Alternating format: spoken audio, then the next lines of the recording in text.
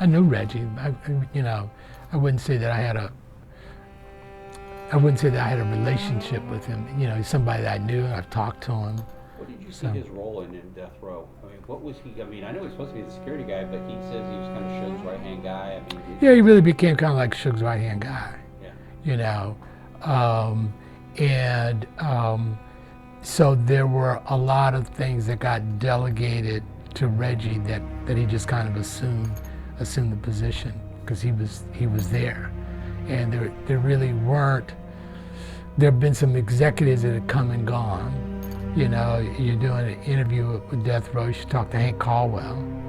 I don't know if you know Hank or know that name, but Hank he's retired now. As most people I know are retired, if they're still alive.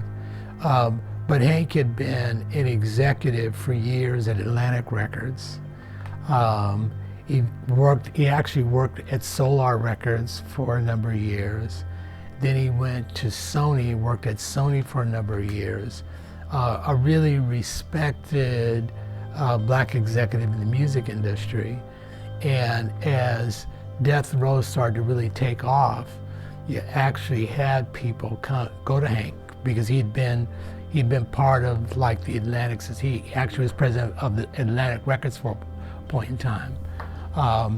And so there were a number of corporate executives who said, this kid is making a lot of money. We'd like for you to go and be the president of Death Row Records. And so he actually went and was president of Death Row Records for about, maybe a little bit more than a year. Okay. And because he had met Suge when he worked at Solar. So, he knew Suge like the way I knew Suge. He didn't have any fear of Suge and stuff. And so he was happy to go and work with him to try and help him build his record label. But Suge didn't want to be messing around with the day-to-day stuff. That sounds like. I think the Papa G even said that. Yeah, he didn't care about that. Yeah. So Hank worked for a while, but eventually the kind of gang element there got to him. He said, "No, I don't want to be here.